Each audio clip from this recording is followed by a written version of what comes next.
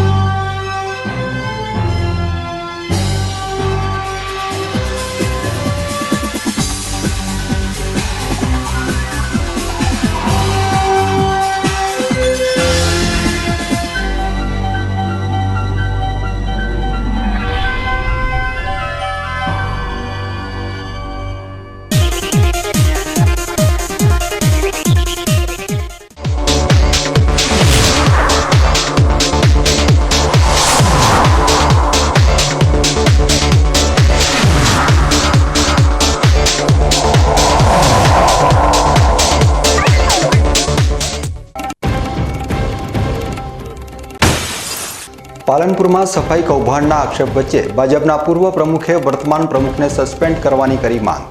તો ડીસા પાલિકાની ગંભીર બેદરકારીએ શહેરના નાક ઉપર જ કચરાના ઢગલા ખડકી દેતા લોકો પરેશાન।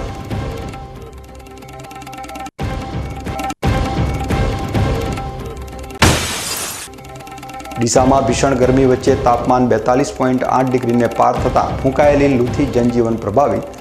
તો બીકે ન્યૂઝના અહેવાલ બાદ અંબાજી મંદિરમાં ટ્રસ્ટ દ્વારા યાત્રીઓને ગરમીમાં રાહત મળી રહે તે માટે ઉપલબ્ધ કરાઈ વિશેષ સુવિધાઓ।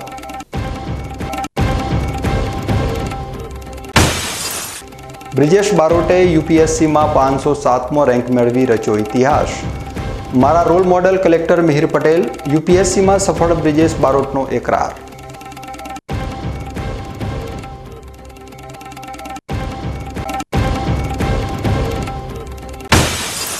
પુસ્તક દિવસ ઉપર બીકે ન્યૂઝ ચેનલ ઉપર નિહાળો પુસ્તક પ્રેમની અનોખી કહાની। ડિજિટલ યુગમાં હાર્દિકભાઈએ જાળવી રાખ્યો 1400 પુસ્તકોનો અમૂલ્ય વારસો।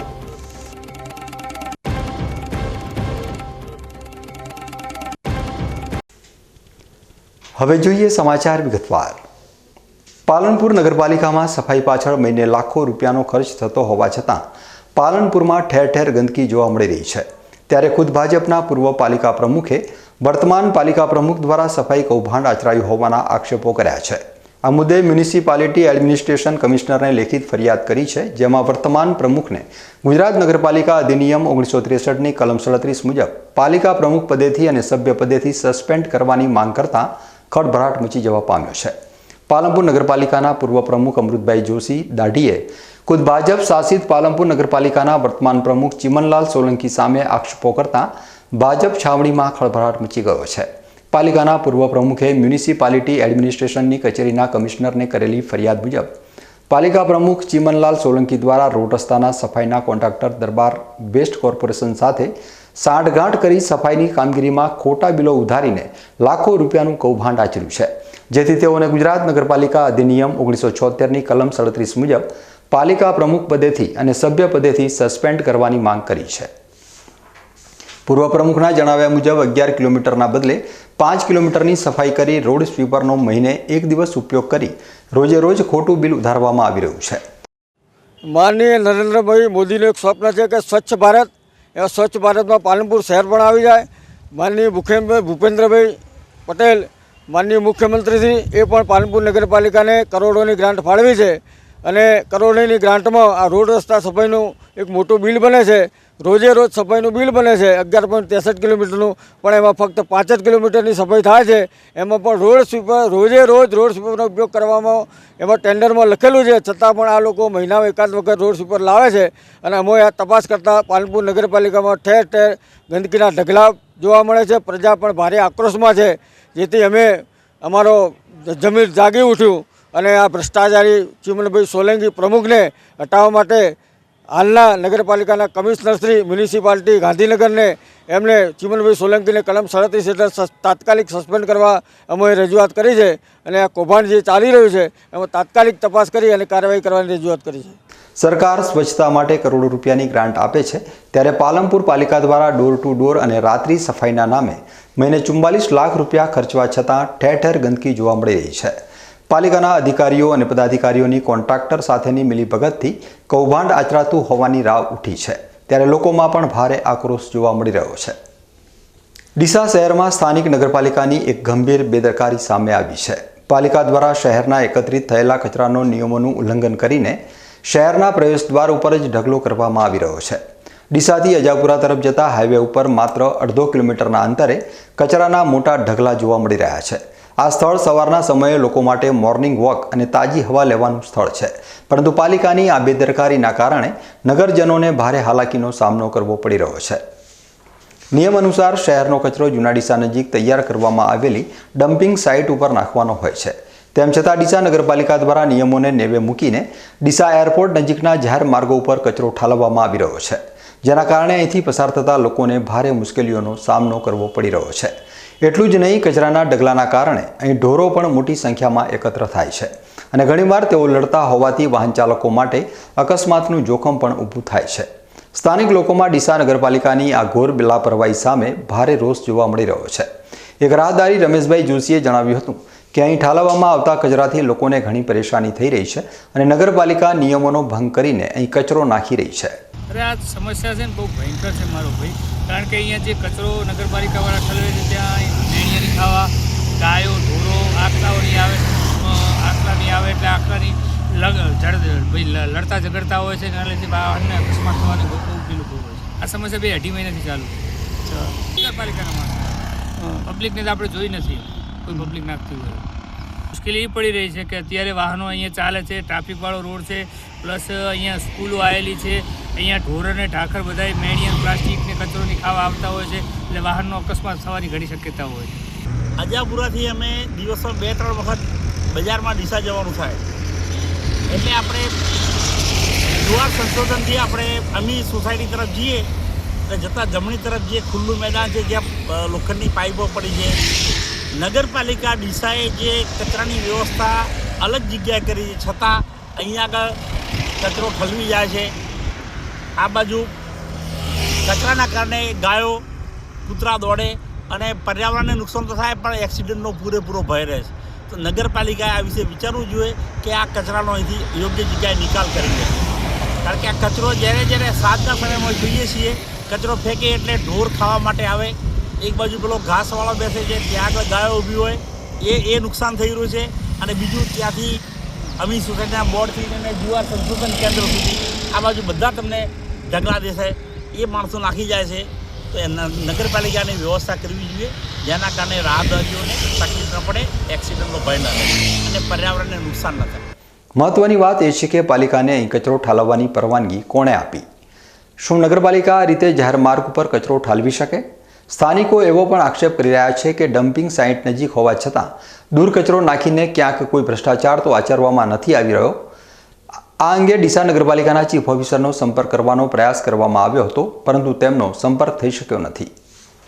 ત્યારે સવાલ એ ઊભો થાય છે કે ડમ્પિંગ સાઇટની સુવિધા હોવા છતાં ડીસા નગરપાલિકા દ્વારા આ રીતે કચરો ઠાલવવો કેટલો યોગ્ય છે? સ્થાનિક લોકો માંગ કરી રહ્યા છે કે ડીસા નગરપાલિકાના ચીફ ઓફિસર અને પ્રમુખ આ બાબતની તાત્કાલિક તપાસ કરે અને જવાબદાર લોકો સામે કાર્યવાહી કરે। સ્વચ્છ ભારત અભિયાનને લઈ ડીસા નગરપાલિકા દ્વારા કેવી કામગીરી કરવામાં આવી રહી છે તે જોવું હોય તો આપણે ડીસાના એરપોર્ટથી આગળ આવેલા જુવાર ફાર્મ નજીકના રોડ પર જવું પડશે। અહીં ડીસા નગરપાલિકા નવી ડમ્પિંગ સાઇટ તૈયાર કરતી હોય તેવું જોવા મળી રહ્યું છે। સામાન્ય રીતે શહેરમાંથી જે કચરો નીકળે છે તેનો નિકાલ કરવા માટે ડમ્પિંગ સાઇટનો ઉપયોગ કરવામાં આવે છે, અને ડીસા નગરપાલિકા માટે આ ડમ્પિંગ સાઇટ જૂના ડીસા નજીક આવેલા ગંગા વોળા નજીક તૈયાર કરવામાં આવી છે, પરંતુ તેમ છતાં ડીસા નગરપાલિકા ત્યાં કચરાનો નિકાલ કરવાના બદલે આ શહેરના જે પ્રવેશ દ્વાર માનવામાં આવે છે, શહેરનું નાક માનવામાં આવે છે, ત્યાં આ કચરાના ઢગલા ખડકી રહી છે। આ એ જ વિસ્તાર છે કે અહીં વહેલી સવારના મોટી સંખ્યામાં લોકો મોર્નિંગ વોક કરવા આવી રહ્યા છે અને તાજી હવા મેળવવામાં આવી રહ્યા છે, પરંતુ ડીસા નગરપાલિકા જાણે કે કેમ આવા લોકોને દૂષિત હવા આપવાનું કામ કરી રહી હોય તેવું જોવા મળી રહ્યું છે, કારણ કે અહીં ડીસા નગરપાલિકા દ્વારા છેલ્લા ઘણા સમયથી ઠાલવવામાં આવી રહેલા કચરાના પગલે અહીંથી પસાર થતા રાહદારીઓને ભારે મુશ્કેલીઓનો સામનો કરવો પડી રહ્યો છે। ત્યારે અહીં ઠાલવવામાં આવતો કચરો શું ડીસા નગરપાલિકાના ચીફ ઓફિસર અને પ્રમુખની જાણ બહાર ઠાલવવામાં આવી રહ્યો છે? આ બાબતે અમે ડીસા નગરપાલિકાના ચીફ ઓફિસરનો પણ સંપર્ક કરવાનો પ્રયાસ કર્યો હતો, પરંતુ તેમનો સંપર્ક થઈ શક્યો નથી। ત્યારે હવે લોકો પણ માંગ કરી રહ્યા છે કે ડીસા નગરપાલિકાના પ્રમુખ અને ચીફ ઓફિસર બંને આ બાબતે ગંભીરતા દર્શાવી લોકોના સ્વાસ્થ્ય અને હિતની ચિંતા કરી અહીં ઠાલવવામાં આવતા કચરાને દૂર કરવામાં આવે, અને જો તેમની જાણ બહાર અહીં કોઈએ કચરો ઠાલ્યો હોય તો તેની સામે શિક્ષાત્મક પગલાં લેવા જોઈએ। અતુલ પટેલ સાથે Haresh Thakor, BK news channel, Deesa. Jammu અને કાશ્મીરના પહેલગામમાં મંગળવારે થયેલા આતંકવાદી હુમલામાં 2 વિદેશી પ્રવાસીઓ સહિત 25થી વધુ લોકોના મોત થતાં સમગ્ર દેશમાં ભારે આક્રોશ જોવા મળી રહ્યો છે. નિર્દોષ નાગરિકો પોતાના પરિવાર સાથે ભારતના તાજ ગણાતા કાશ્મીરમાં ફરવા ગયા હતા ત્યારે આતંકીઓએ ગોળીબાર કરી અનેક નિર્દોષોના જીવ લઈ લીધા છે. આ ઘટનાના પગલે કેન્દ્ર સરકાર આ મામલે નક્કર પગલાં લે અને કાર્યવાહી કરે તેવી માંગ દેશભરમાંથી ઉઠી રહી છે. આ ઘટનાના વિરોધમાં ધાનેરાના લાલચોક વિસ્તાર ખાતે વિશ્વ હિન્દુ પરિષદ અને બજરંગ દળ દ્વારા આતંકવાદીઓના પુતળાનું દહન કરવામાં આવ્યું હતું. ભારે આક્રોશ સાથે પુતળા દહન કરીને આવા આતંકી હુમલા ફરી ન થાય અને નિર્દોષ નાગરિકોના જીવ ન જાય તેવા લલકાર સાથે આતંકીઓના પુતળા ઉપર પેટ્રોલ નાખી તેને આગ ચાંપવામાં આવી હતી. લાલચોક ખાતે ઇસ્લામી આતંકવાદ વિરુદ્ધ સૂત્રોચ્ચાર પણ કરવામાં આવ્યા હતા. ગઈકાલે જમ્મુ કાશ્મીરના પહેલગામની અંદર જે ભારતનો સ્વિટ્ઝરલેન્ડ કહેવાય છે ત્યાં આગળ પ્રવાસીઓ બહુ મોટી સંખ્યામાં જતા હોય છે. તો ગઈકાલે આપણા ભારતભરમાંથી હરેક રાજ્યના નાગરિકો જે હિન્દુ ભાઈ બહેનો હતા તે પ્રવાસન કરવા માટે પોતાના પરિવાર સાથે ગયા હતા. તો જે પાકિસ્તાની પ્રેરિત જે ઇસ્લામિક આતંકવાદ છે એ લોકોએ ધર્મ પૂછીને કોણ છો, તમે ક્યાંથી આવો છો, હિન્દુ જો, એ પ્રમાણે ધર્મ પૂછીને ગોળીઓ મારી. અમુક પુરુષોએ કીધું કે અમે મુસલમાન છીએ તો એમના પેન્ટ ઉતરાયા અને એ લોકો હિન્દુ સાબિત થયા તો એમને ગોળીઓ મારી. તો આ જે પાકિસ્તાની પ્રેરિત આતંકવાદ છે હિન્દુસ્તાનને ખોખલો કરવા માટે, તોડવા માટે જે પ્રયાસના ચાલી રહ્યા છે, જો હિન્દુઓ એકત્રિત નહીં થાય તો આ ધાનેરા સુધી પણ આતંકવાદ આવી શકે એમ છે. આપણે જોઈ રહ્યા છીએ કે વકફના નામે આજે ભારતભરની અંદર જે મોટું ભારતને તોડવા માટેનું ષડયંત્ર ચાલી રહ્યું છે અને વકફ કાયદાની અંદર એવું કશું નથી કે એ લોકોને કંઈ નુકસાન થાય, છતાં પણ દેશને તોડવા માટે ભયંકર પ્રમાણમાં આજે પ્રયત્ન ચાલી રહ્યા છે. ફિલિસ્તીનના નામે, ગાઝાના નામે વિશ્વભરની અંદર મોટામાં મોટી રેલીઓ નીકળતી હોય છે અને બાંગ્લાદેશની અંદર જે હિન્દુઓની કતલેઆમ થઈ છે એના નામે કોઈ પણ એક શબ્દ પણ બોલતો નથી. ભારતની અંદર પણ કોઈ શબ્દ બોલતો નથી. જે વિપક્ષો છે એ ચૂપચાપ બેઠા છે. તો આપણે એક નહીં થઈએ એટલામાંથી પણ શીખ નથી લેતા. થરાદમાં ચાલુ વર્ષે નાફેડ વતી ગુજકોમાસોલ રાયડાની ખરીદી શરૂ કરી છે, પરંતુ તે ઘણી મોડી શરૂ કરવામાં આવી છે. ઉપરાંત ખેડૂતો પાસેથી પ્રતિ ખેડૂત માત્ર 1350 કિલો જથ્થો જ ખરીદવામાં આવી રહ્યો છે, જ્યારે ગત વર્ષે પ્રતિ હેક્ટર 2400 કિલો જથ્થો ખરીદવામાં આવ્યો હતો. આમ ખરીદીમાં અડધો કાપ મૂકવામાં આવ્યો છે. આ અંગે કોંગ્રેસના આગેવાનોએ જણાવ્યું હતું કે પાડોશી રાજ્ય રાજસ્થાનમાં પ્રતિ ખેડૂત 2500 કિલો જથ્થો ખરીદવામાં આવે છે અને જેટલું પાણી પત્રક હોય તેટલો જ જથ્થો ખરીદવામાં આવે છે. આમ ગુજરાતના ખેડૂતો સાથે રાયડાની ખરીદીમાં અન્યાય થઈ રહ્યો છે. થરાદ કોંગ્રેસે ખેડૂતો વતી માગણી કરી છે કે ગુજરાતમાં પણ ખેડૂતોના જમીનના પાણીપત્રક મુજબ અને ગત વર્ષની જેમ પ્રતિ હેક્ટર 2400 કિલો જથ્થા પ્રમાણે રાયડાની ખરીદી કરવામાં આવે. તાજેતરમાં સરકારે રાયડાના ટેકાના ભાવે ખરીદી ચાલુ કરેલ છે. નાફેડ વતી ગુજરાતમાં ગુજકોમાસોલે ખરીદી ચાલુ કરી છે અને થરાદમાં 8 કેન્દ્રોએ એની ખરીદી ગઈકાલથી જ ચાલુ કરી છે, જે લગભગ 1 મહિનો લેટ કરી છે. અને એના પછી જે ખરીદી કરી છે એ ખેડૂતોની જે રજૂઆત છે એ પ્રમાણે પ્રતિ હેક્ટર 1350 કિલો જથ્થો ખરીદે છે. ગઈ સાલ 1 હેક્ટરે 2400 કિલો જથ્થોની ખરીદી કરતા હતા. એનો આ વખતે 50% જથ્થો ઓછો કરેલો છે. અને ખેડૂતોના જે પાણીપત્રક હોય છે, ધારો કે 5 હેક્ટર ખેડૂતને જમીન છે અને 3 હેક્ટર રાયડાનું પાણીપત્રક છે, પણ ફક્ત ખરીદી તો 1 જ હેક્ટરની 1350 કિલો કરે છે. જે આપણા પડોશી રાજ્ય રાજસ્થાનમાં જેટલું પણ પાણી પત્રક કરેલું હોય એ પ્રમાણે પ્રતિ હેક્ટરે 2500 કિલો પ્રમાણે કરે છે. તો સરકારની અમારી ખેડૂતો વતી અને મારી પાર્ટી વતી આગેવાનો વતી વિનંતી છે કે આમાં સુધારો કરીને પ્રતિ હેક્ટરે ગઈ સાલ જેમ 2400 કિલો જથ્થાની ખરીદી હતી એટલી ખરીદી કરવામાં આવે અને જેટલું પણ ખેડૂતોનું પાણીપત્રક છે એ પ્રમાણે ખેડૂતોને ન્યાય આપવામાં આવે. તો એ ખેડૂતો વતી અમે આજે પ્રાંત સાહેબને આવેદનપત્ર પણ આપ્યું છે અને માન્ય ભૂપેન્દ્ર પટેલ સાહેબને અને આપણા કૃષિ મંત્રી રાઘવજી પટેલને પણ આપના માધ્યમથી વિનંતી કરીએ છીએ કે જલ્દીમાં જલ્દી આ નિર્ણય લેવામાં આવે. ઘણો મોડો નિર્ણય ખરીદીમાં લીધો છે અને ઓછો અડધા જથ્થાની ખરીદીનો નિર્ણય, અને એમાંય પાણીપત્રકમાં જે સરકારે એક જ હેક્ટર રાખ્યું છે એ બાબતે અમારો અસંતોષ છે. માટે આ બાબતમાં સરકાર યોગ્ય પગલાં લેવી આપ વતી સરકારને વિનંતી છે. બનાસકાંઠા જિલ્લાના ગુંદરી પોલીસ ચેકપોસ્ટ ઉપર માથાવાડા પોલીસે બાતમીના આધારે મોટી કાર્યવાહી કરી છે. રાજસ્થાનના મંડા તરફથી આવતી એક આઈસર ટ્રકમાંથી ગેરકાયદેસર વિદેશી દારૂનો મોટો જથ્થો ઝડપી પાડવામાં આવ્યો છે. પોલીસે GJ02AT 5581 નંબરની આઈસર ટ્રકની તપાસ કરતા તેમાંથી વિદેશી દારૂની કુલ 1704 બોટલો મળી આવી હતી. આ જપ્ત કરવામાં આવેલ દારૂની કિંમત 12,27,000 રૂપિયાથી વધુ આંકવામાં આવી છે. પોલીસે આ કાર્યવાહી દરમિયાન ટ્રકમાં સવાર 2 ઇસમોની પણ ધરપકડ કરી છે. પાથાવાડા પોલીસે આ મામલે ગુનો નોંધી કાયદેસરની કાર્યવાહી હાથ ધરી છે અને દારૂ ક્યાંથી લાવવામાં આવ્યો હતો અને ક્યાં પહોંચાડવાનો હતો તે અંગે વધુ તપાસ ચલાવી રહી છે. આ સફળ કાર્યવાહી પાથાવાડા પોલીસ માટે એક મોટી સફળતા માનવામાં આવી રહી છે, જે સરહદી વિસ્તારમાં ગેરકાયદેસર પ્રવૃત્તિઓને ડામવા માટે સતત કાર્યરત છે. હવે સમય છે એક વિરામનો અને વિરામ બાદ જોઈશું ડીસામાં ભીષણ ગરમી વચ્ચે તાપમાન 42.8 ડિગ્રીને પાર થતાં ફૂંકાયેલી લૂથી જનજીવન પ્રભાવિત. તો BK ન્યૂઝના અહેવાલ બાદ અંબાજી મંદિરમાં ટ્રસ્ટ દ્વારા યાત્રીઓને ગરમીમાં રાહત મળી રહે તે માટે ઉપલબ્ધ કરાઈ વિશેષ સુવિધાઓ.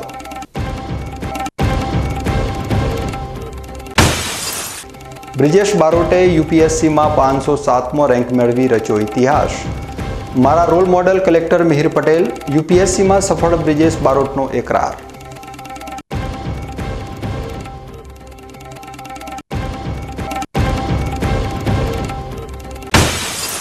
પુસ્તક દિવસ ઉપર BK ન્યૂઝ ચેનલ ઉપર નિહાળો પુસ્તક પ્રેમની અનોખી કહાની. ડિજિટલ યુગમાં હાર્દિકભાઈએ જાળવી રાખ્યો 1400 પુસ્તકોનો અમૂલ્ય વારસો.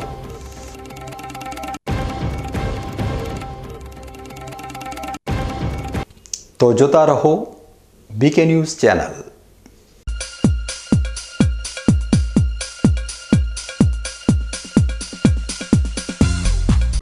ડીસા શહેરમાં વધેલી એક્સપોઝ ઈંટો સસ્તી કિંમતે વેચવાની છે. સંપર્ક કરો 9725 94 092.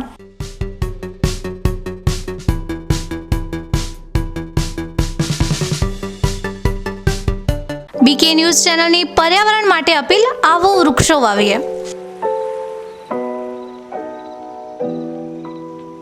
મિત્રો, ઉનાળાની આ કાળઝાળ ગરમીમાં આપણે સૌ ત્રાહિમામ પોખરી ઉઠ્યા છીએ. ગરમીથી રાહત મેળવવા આપણે અનેક ઉપાયો કરી રહ્યા છીએ, પરંતુ કુદરત પાસે તેનો સૌથી સરળ અને અસરકારક ઉપાય છે વૃક્ષો.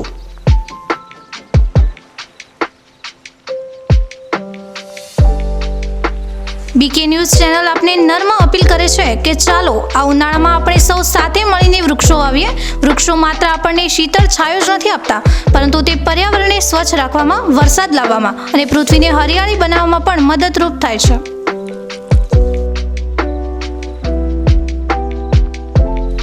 આપના ઘર આંગણે, શેરીમાં કે ખેતરમાં એક વૃક્ષ વાવો, તેનું જતન કરો અને જુઓ કે તે કેવી રીતે તમને અને આવનારી પેઢીને લાભ આપે છે.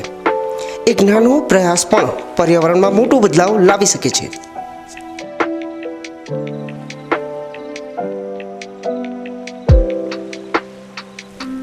આવો BK ન્યૂઝ ચેનલ સાથે જોડાઈએ અને વૃક્ષો વાવીને આપણા ભવિષ્યને સુરક્ષિત કરીએ. પર્યાવરણ બચાવો, જીવન બચાવો.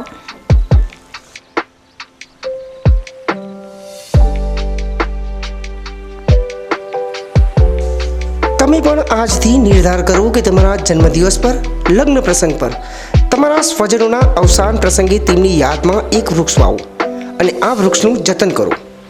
BK ન્યૂઝ ચેનલ પણ લોકોને વધુને વધુ વૃક્ષોનું વાવેતર કરવાની પ્રેરણા માટે તમારા દ્વારા વાવવામાં આવેલા વૃક્ષોને સમાચારમાં સ્થાન આપશે.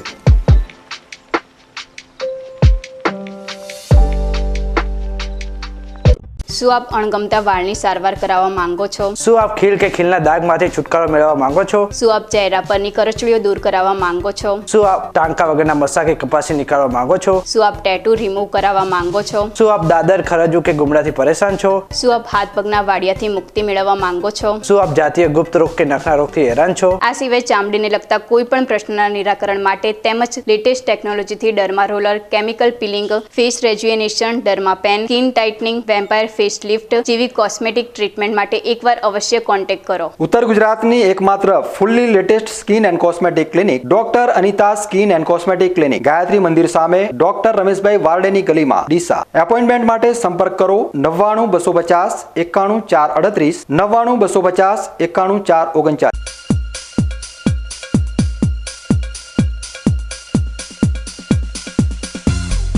વિરામ બાદ આપનું સ્વાગત છે. વધુ સમાચારોમાં. ડીસામાં આજે લોકોએ કાળઝાળ ગરમીનો સામનો કરવો પડ્યો હતો. હવામાનમાં ભેજનું પ્રમાણ ઘટતા તાપમાનનો પારો એકાએક ઊંચકાયો હતો અને દિવસ દરમિયાન લોકો તીવ્ર લૂના થપાટાથી ત્રાહિમામ પોકારી ઉઠ્યા હતા. આજે ડીસાનું મહત્તમ તાપમાન 1.1 ડિગ્રી સેલ્સિયસ જેટલું વધ્યું હતું, જેના કારણે તાપમાનનો પારો 42.8 ડિગ્રી સુધી પહોંચી ગયો હતો. વહેલી સવારથી જ લૂ શરૂ થઈ હતી અને બપોર થતાં જ ગરમી અને ગરમ હવાના કારણે જનજીવન પણ પ્રભાવિત થયું હતું.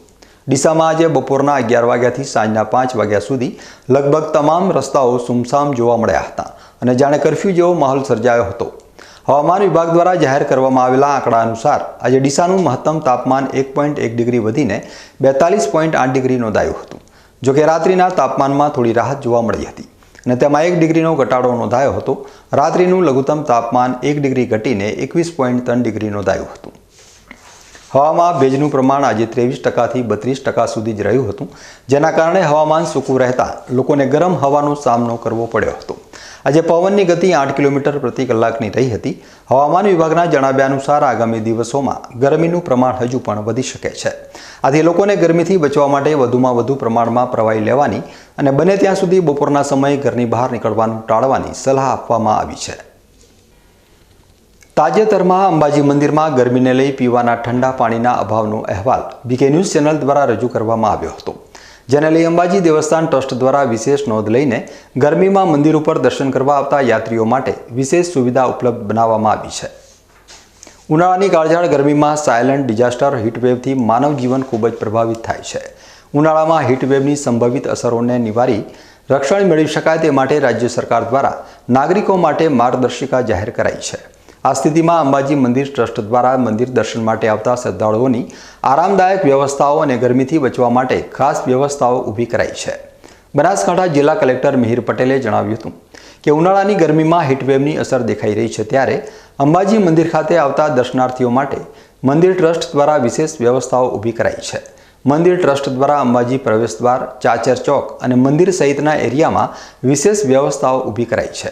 યાત્રાળુઓને ગરમીથી રાહત આપવા માટે પીવાનું પાણી, ઠંડી છાશ, વોટર અને એર કુલર, મંડપ અને વોટર સ્પ્રિંકલર ફુવારા સહિતની વ્યવસ્થાઓ ઊભી કરાઈ છે.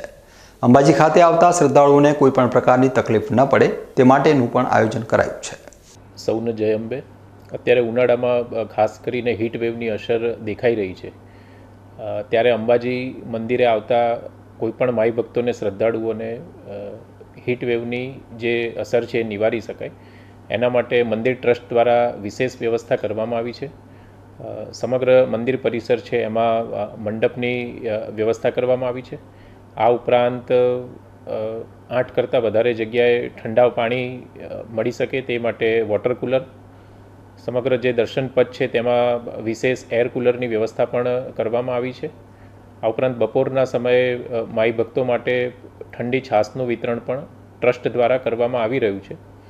તથા સમગ્ર જે દર્શન પથ છે અને મંદિર પરિસર છે એમાં વિશેષ વોટર સ્પ્રિંકલિંગ દ્વારા પણ પાણીનો છંટકાવ કરી ઠંડક રહે તેવી વ્યવસ્થા કરવામાં આવી છે. આમ મંદિર ટ્રસ્ટ દ્વારા કોઈ પણ શ્રદ્ધાળુને કોઈ જાતની તકલીફ આ ગરમીના સમયમાં ના પડે તેવું વિશેષ આયોજન થયું છે. તથા જિલ્લા વહીવટીતંત્ર વતી અને મંદિર ટ્રસ્ટ વતી ઉનાળાના જે આ હીટવેવનો સમયગાળો છે એમાં અંબાજી મંદિરે આવતા તમામ શ્રદ્ધાળુઓને વિશેષ તકેદારી રાખવા માટે હું વિનંતી કરું છું.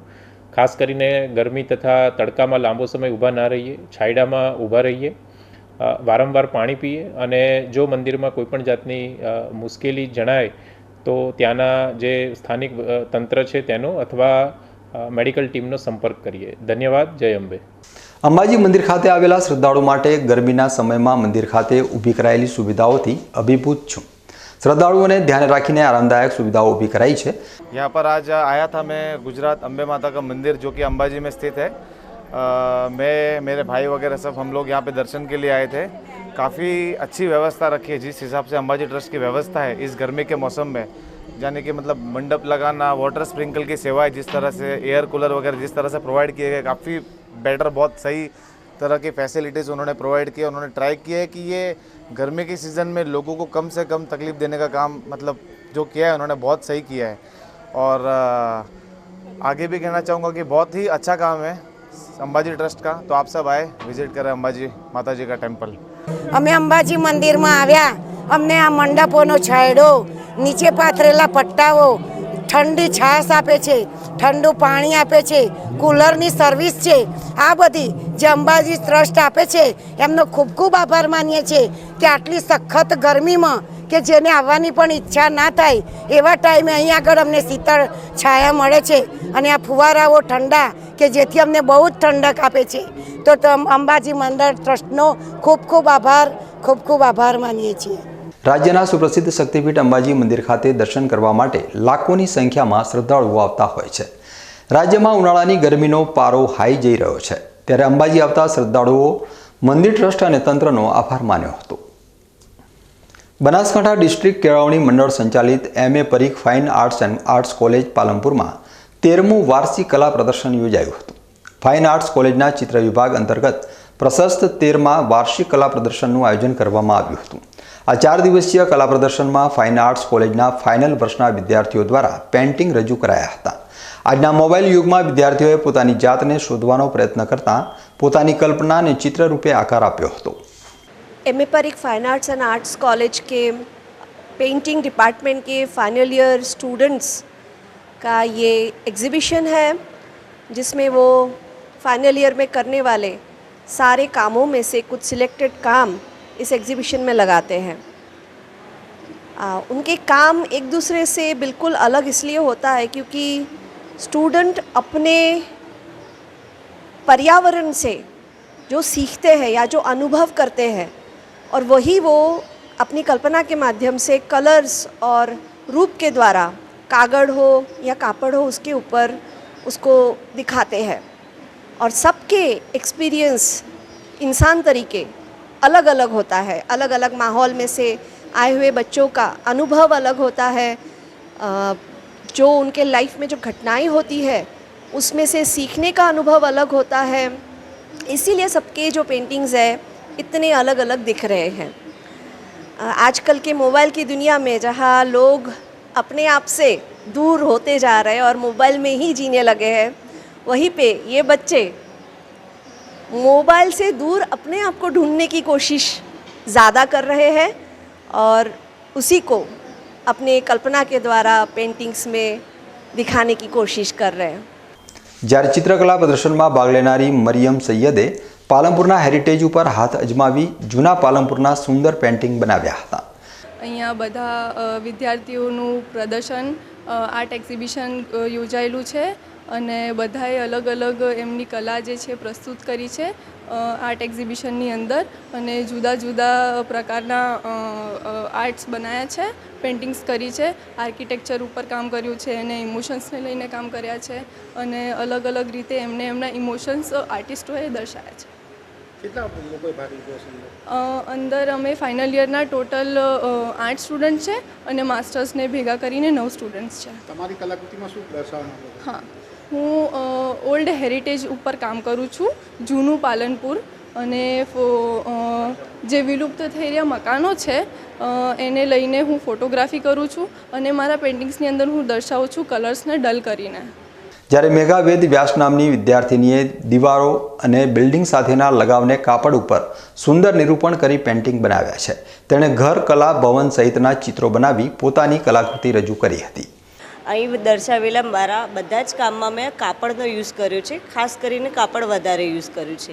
કેનવાસમાં એક પેઇન્ટિંગ મેં બનાવવાનો શરૂઆતમાં પ્રયત્ન કર્યો છે પણ મને એના પર એટલું કમ્ફર્ટેબલ લાગ્યું નહીં, કેમ કે આપણે પોતાની ડેલી લાઈફમાં કાપડ પર વધારે કાપડનો ટચ વધારે હોય છે, માટે મેં કાપડ પર વધારે પેઇન્ટિંગ્સ કર્યા છે। કાપડમાં મેં અલગ અલગ ટેક્સચર આપવા માટે એની અંદર દિવાસળી પ્લસ કે અગરબત્તીનો યુઝ કરીને એની અંદર ટેક્સચર ક્રિએટ કર્યા છે અને ઇમેજને એક ક્લિયર ના દેખાય એનો પ્રયત્ન કર્યો છે. પ્લસ કે ખાસ કરીને બીજા બધા જ પેઇન્ટિંગની અંદર મેં મારું ડેલી લાઈફમાં આપણે જ્યાં રહેતા હોય રહેવાસ હોય તેવી જગ્યાઓ બનાવી છે, જેમ કે મારી હોસ્ટેલ છે, મારું પોતાનું ઘર છે અને આ કલા ભવનની બિલ્ડિંગ્સ છે. ખાસ કરીને બધી જ પેઇન્ટિંગ્સમાં ખાસ કરીને વધારે આમાં પણ કલા ભવનની બિલ્ડિંગ્સ છે અને અહીંયા બીજી બધી પેઇન્ટિંગ્સમાં પણ કલા ભવનની બિલ્ડિંગ્સ મેં વધારે બતાવી છે. અને મારું એવું માનવું છે કે મને લગાવ વધારે બિલ્ડિંગ્સથી થાય છે, દીવારોથી થાય છે અને એમાં એક એકાંત બતાવવાનો વધારે મેં પ્રયત્ન કર્યો છે. Thank you.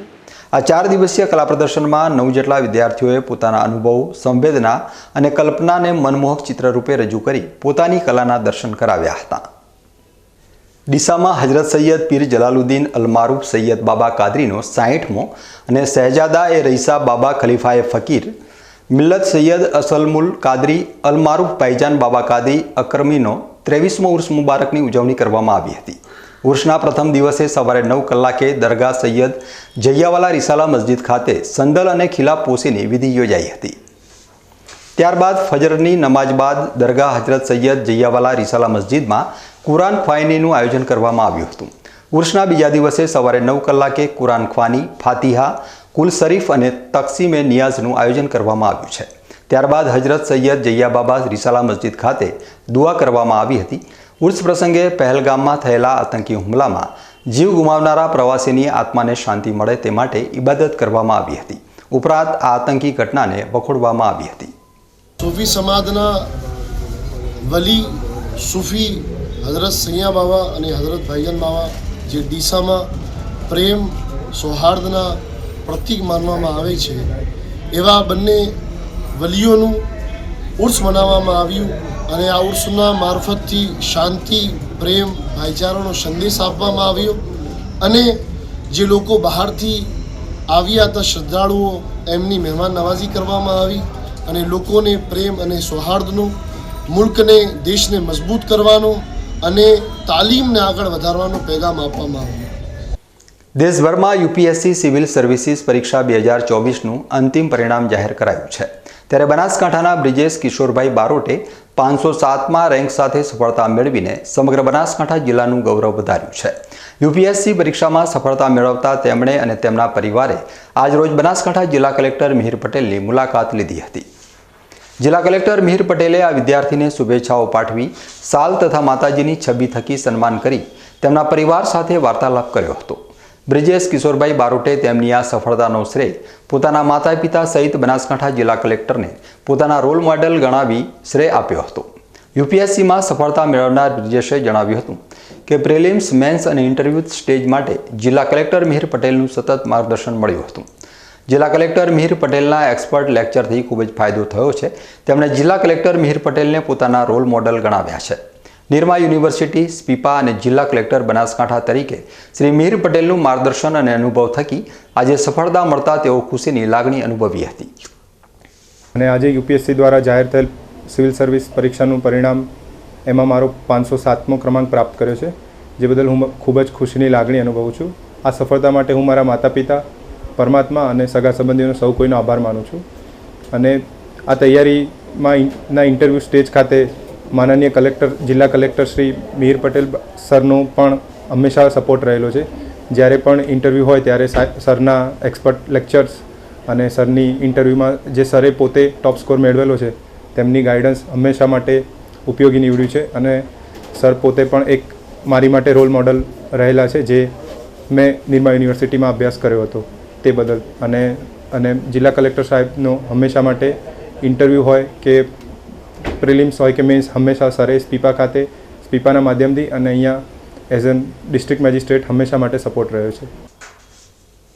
હવે સમય છે એક વિરામનો અને વિરામ બાદ જોઈશું પુસ્તક દિવસ ઉપર બીકે ન્યૂઝ ચેનલ ઉપર નિહાળો પુસ્તક પ્રેમની અનોખી કહાની. ડિજિટલ યુગમાં હાર્દિકભાઈએ જાળવી રાખ્યો 1400 પુસ્તકોનો અમૂલ્ય વારસો.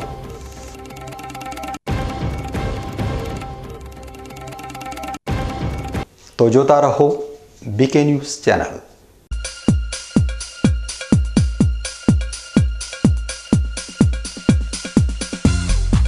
બીકે ન્યૂઝ ન્યૂઝ ચેનલની જળ બચાવો અભિયાન ટીપે ટીપે જીવન બચાવો. મિત્રો, બનાસકાંઠા જિલ્લામાં પાણીની તંગી દિવસે ને દિવસે ગંભીર બની રહી છે. કુદરતની આ કસોટીમાં આપણે સૌએ સાથે મળીને પાણીનું મૂલ્ય સમજવું પડશે અને તેને બચાવવું પડશે. બીકે ન્યૂઝ ચેનલ આપને ભાવભરી અપીલ કરે છે કે પાણીનું દરેક ટીમ્પું અમૂલ્ય છે. તેનો બગાડ અટકાવો અને સમજદારીપૂર્વક ઉપયોગ કરો. આપણા ઘરમાં, ખેતરમાં કે કારખાનામાં પાણીનો કરકસરથી ઉપયોગ કરવાની ટેવ પાડો. નાના નાના પ્રયત્નો પણ પાણીની મોટી બચત કરી શકે છે. આવનારી પેઢી માટે આપણે પાણીનો ભંડાર સુરક્ષિત રાખવો પડશે. ન્યૂઝ ચેનલ સાથે હાથ મિલાવીએ અને જળ સંચયની દિશામાં એક ડગલું ભરીએ. પાણી બચાવો, જીવન બચાવો.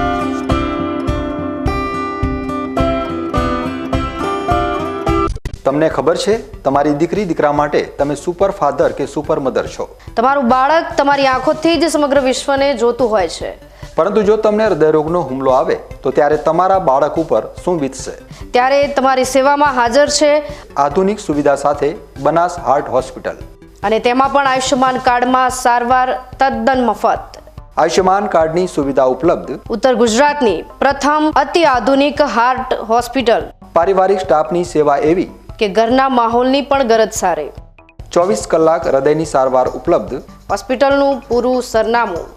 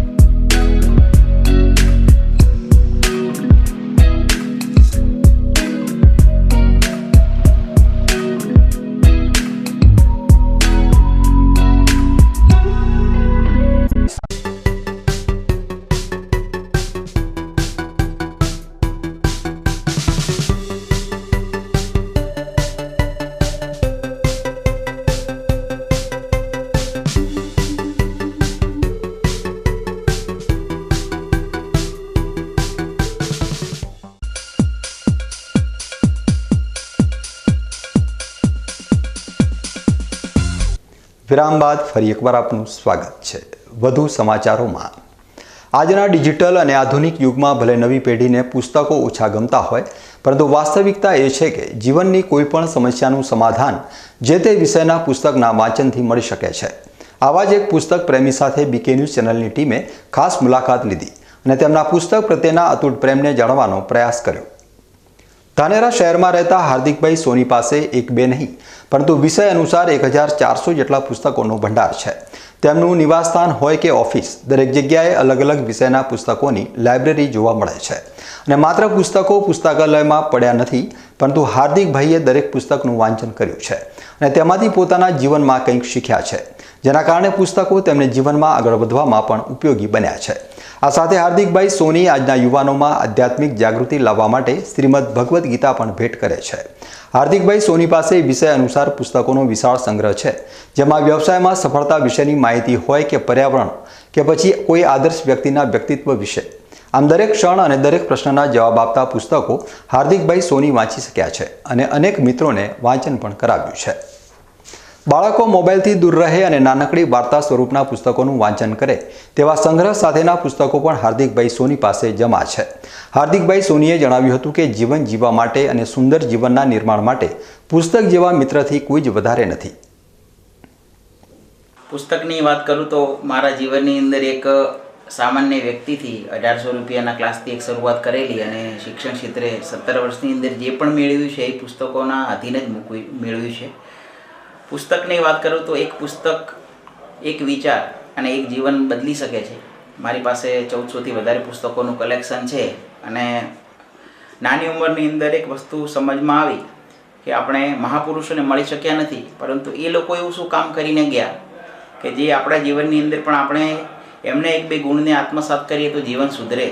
ત્યાંથી પ્રેરણા મળી. પછી સ્વામી વિવેકાનંદજી હોય, ગાંધીજી હોય, અને સરદાર વલ્લભભાઈ પટેલ અને દુનિયાના ઘણા આવા લોકો સફળ લોકો છે એમના ક્ષેત્રમાં જે લોકોએ કાર્ય કર્યું છે, મેનેજમેન્ટની અંદર હોય, જ્યારે પણ એમ થાય કે આ વસ્તુ શીખવી છે તો એ ક્ષેત્રના એ મહાન વ્યક્તિની બાયોગ્રાફી આપણા માટે એક લીગેસી મૂકીને ગયા છે. એ પુસ્તકને વસાવ્યું છે અને જ્યારે પણ સમય મળે વાંચ્યું છે. આજના સમયની વાત કરીએ તો મોબાઈલની અંદર લોકો આખો દિવસ રીલ્સ જોવાની અંદર એમનો સમય વીતી જાય છે, પણ એ કોઈ એક્ટિવિટી નથી. પુસ્તક વાંચન એક એક્ટિવિટી છે અને જ્યારે કોઈ એક પુસ્તક આપણે વાંચી અને પૂરું કરીએ તો એક જીવનની અંદર એક પુસ્તક આપણને એક મેસેજ આપે છે અને એ મેસેજ આપણા જીવનની અંદર મોટું પરિવર્તન લાવવાનો પ્રયત્ન કરે છે. અને બસ આ જ પ્રયત્ન ચાલુ છે. જ્યાં પણ જાઉં છું ભારતની અંદર કે ક્યાંક સારી જગ્યાએ જાઉં છું, કોઈ મહાપુરુષ વિશે જાણવા મળે છે તો ત્યાંથી કંઈક ને કંઈક પુસ્તક લેતો આવું છું. પણ એક શોખ છે કે સમયના જે પણ સમય મળે મારી બેગની અંદર પણ પુસ્તક રાખું છું. ઘરે મારી જગ્યાએ જે જગ્યાએ હું મારો રૂમ છે ત્યાં પણ મારી એક લાઇબ્રેરી છે. ન્યૂઝ બુલેટિન પૂરું કરતા પહેલા મુખ્ય સમાચાર ફરી એકવાર.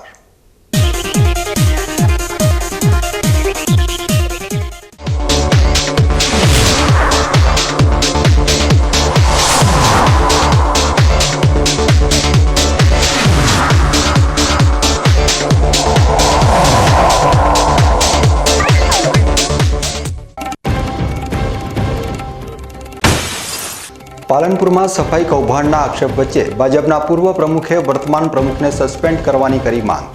તો ડીસા પાલિકાની ગંભીર બેદરકારીએ શહેરના નાક ઉપર જ કચરાના ઢગલા ખડકી દેતા લોકો પરેશાન.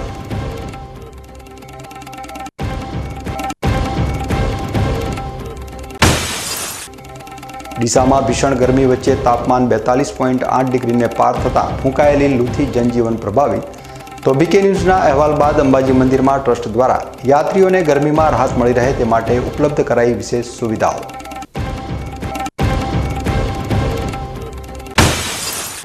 બ્રિજેશ બારોટે યુપીએસસીમાં 507મો રેન્ક મેળવી રચ્યો ઇતિહાસ. મારા role model collector Mihir Patel, યુપીએસસીમાં સફળ બ્રિજેશ બારોટનો એકરાર.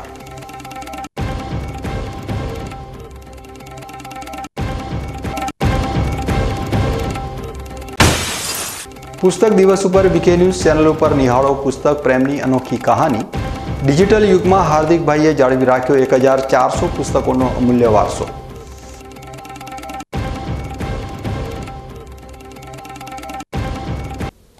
તો આ હતા અત્યાર સુધીના બીકે ન્યૂઝ. વધુ સમાચારો સાથે ફરી મળીશું. નમસ્કાર.